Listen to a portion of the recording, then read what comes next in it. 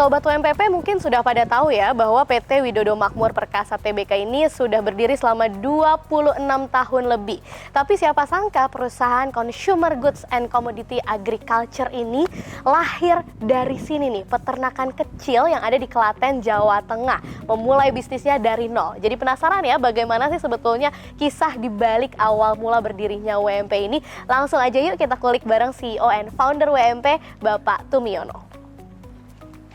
Ya, saat ini saya sudah berada di samping CEO dan founder PT Widodo Makmur Perkasa Tbk, Bapak Tumiono. Halo Pak, apa kabar Pak? Ya, baik, Eksis. Iya Pak, tadi kan aku udah main-main ya ke salah satu peternakan pertama nih dari cikal bakalnya WMP yang ada di Klaten. Mungkin bisa diceritain sedikit Pak, awal mula WMP berdiri ini gimana sih sebetulnya?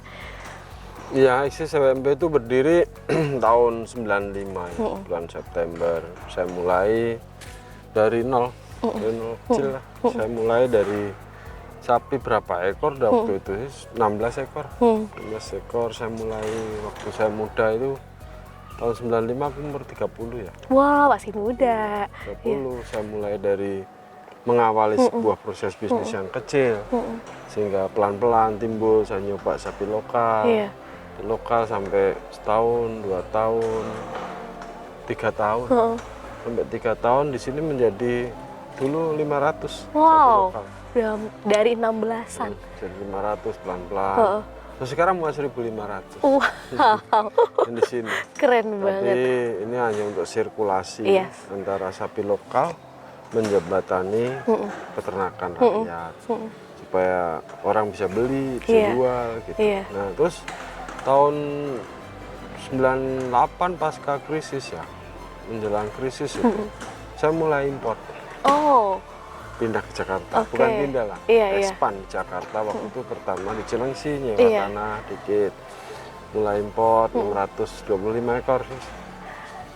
Ekor saya Sedikit dulu. Sewa tanah, sewa lagi di Cilengsi, terus berkembang, sehingga menjadi pionir ya perusahaan yang saya bangun di situ, mulai import sapi dari Australia, mulai lokal, terus saya combine sehingga perusahaan itu tumbuh. Begitu kira-kira. Luar biasa, jadi dari 16 terus sampai bertahun-tahun udah sampai bisa impor, sekarang udah ada 5 lini bisnis ya Pak. Tadi yang menarik tuh awalnya usianya 30 tahun gitu kan Pak. Biasanya kan anak-anak umur segitu milihnya bisnisnya yang prestisius gitu kan Pak. Kalau peternakan tuh kayaknya dianggapnya sebelah mata gitu. Yang bikin Bapak waktu itu yakin mau mulai bisnis ini tuh apa Pak?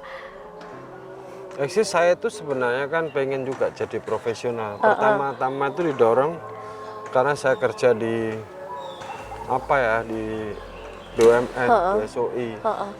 Saya pengen berkarir baik gitu. Tapi saya juga melakukan bisnis yang enggak related dengan apa yang saya geluti sebagai profesional. Sehingga idenya keluar waktu itu karena saya orang kampung itu, kehidupannya di situ gitu.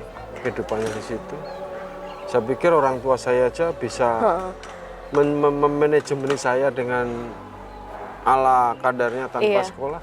Dengan punya sapi 5 ekor diputar, beliin kecil, lebihan buat sekolah, beliin lagi 1, jumlahnya 5, ada kambing, ada ayam. Di situ inisiasi terjadi bahwa saya nggak sekolah aja bisa memanajemen keluarga dengan baik. Apalagi kalau ini saya upskill mestinya bisa dong gitu. Dengan otodidak saya belajar.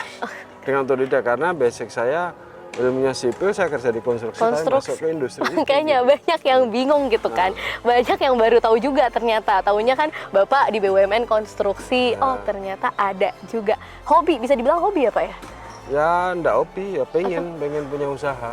Punya usaha di industri itu yang enggak related dengan apa namanya keprofesionalan saya sebagai engineer di sektor konstruksi. Sehingga saya pengen punya income lain yang enggak konflik of interest terhadap keprofesionalan saya. Ini bisa jadi contoh juga nih buat anak-anak muda di luar sana yang mungkin tetap ada keinginan untuk jadi profesional seperti Patum gitu kan, tapi di satu sisi bisa juga sebenarnya ngembangin bisnis yang nggak related gitu kan. Patum aja otodidak ya kan, semuanya sebenarnya bisa dipelajari ya Pak, tapi pasti ada tantangan dong, apalagi pas awal mula. Banyak yang takut mungkin mau mulai bisnis, apalagi bisnis pertanian atau peternakan, karena ngerasa kayaknya banyak nih tantangannya gitu. Kalau Patum sendiri waktu awal mulai bisnis ini ngadepin tantangan itu juga nggak, terus strateginya gimana? Selalu. Karena setiap bisnis itu sudah ada orangnya. Dan Nggak mungkin kita sendiri gitu. nggak mungkin sendirian gitu, nggak ada. Tapi how to handle, how to manage your business. Oke. Terus kalau pertanyaannya berani atau takut, orang itu kan latihan dari barang yang kecil. Oke. Karena besar itu tinggal mengupscale terhadap mengupscale terhadap apa yang sudah dimiliki sekarang dengan size berapa. Iya. Nah pada saat size-nya ketemu, mengupscale itu lebih mudah daripada memulai. Sehingga jangan takut memulai dengan size yang kecil, nggak apa-apa, nggak apa-apa. Justru harus mulai dari yang kecil dulu ya Pak. Supaya latihan untuk memutusin gitu. Mengambil putusan di dalam sebuah environment dengan segala macam realitanya, itu perlu learning curve. Iya. Nah learning curve itu diperlukan untuk mendorong keberanian kita. Oke. Oh bisa nih. Iya. Di upscale lagi, oh bisa nih. Upscale lagi bisa nih.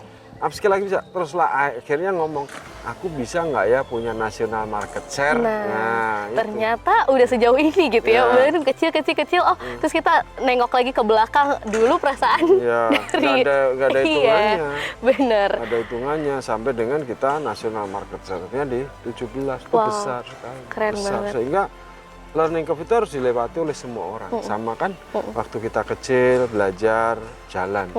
Kan waktu kita kecil belajar jalan tuh kadang-kadang jatuh juga. Iya. Dengkul Jatuh, jedot luka. juga. Oh, nggak apa-apa nih. Iya. Belajar lagi, nggak apa-apa nih. Akhirnya Lama-lama lari.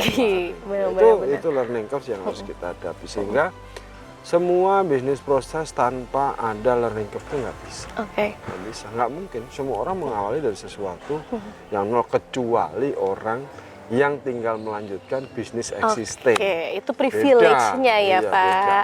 Beda ya, beda. tapi bisa, bukan nggak bisa kalau kita Bisa. mulai semuanya dari nol.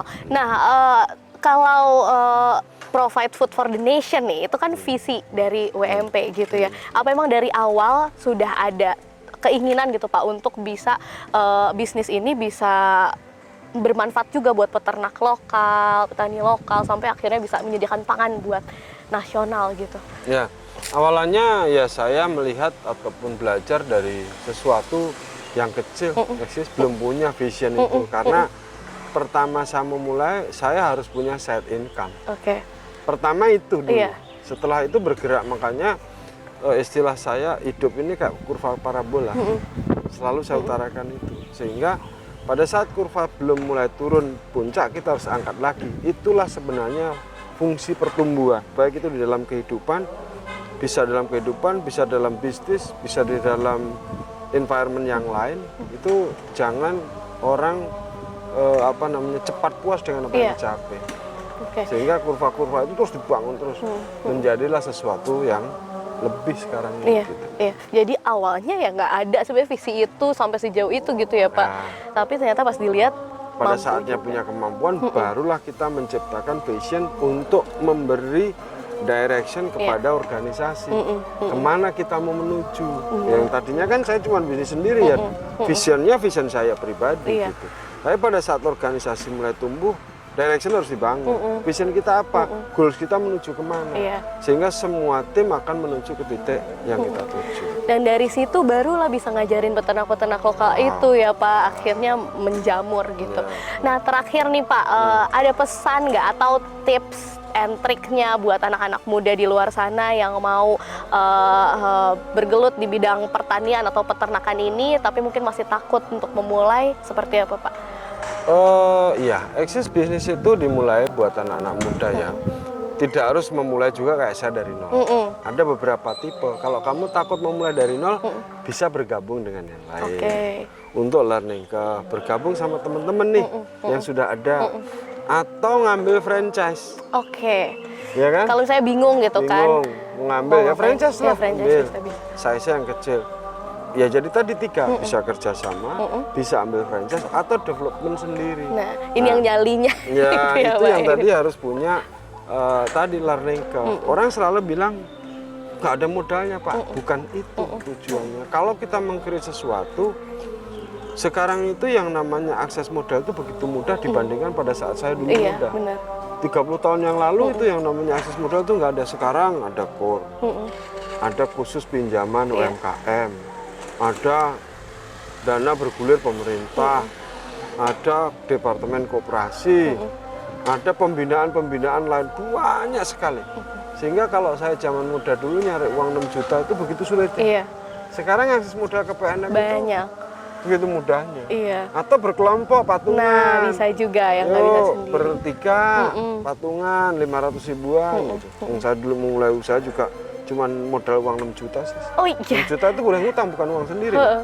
Karena saya pinjam sertifikat paman saya gadein 6 bulan. Cerdik tak ya, Pak. balikin. Iya, Nggak benar, punya benar. uang tahun. Orang umur 30 mana ada tabungan sampai ratus juta. Iya, iya. Itu punya gaji untuk sendiri aja, untuk hidup aja sudah susah kan. Iya. Gitu Iya. kira. Jadi Mulai modal aja. bukan Bukan hambatan ya. Karena akses dana begitu banyak. Benar, benar. Terima kasih banyak Pak Tum Yuk. udah mau sharing-sharing sama Sip. kita. Yuk. Semoga ini bisa jadi inspirasi ya buat sobat UMPP di luar sana yang mau mulai bisnis. Karena Widodo Makmur Perkasa juga mulai dari nol ternyata dan bisa sampai sebesar ini. Pastinya kemauan semangat dari Pak Tum yang ditularkan kepada seluruh karyawannya. Terima kasih ya Pak. Yuk, Sehat terus. makasih.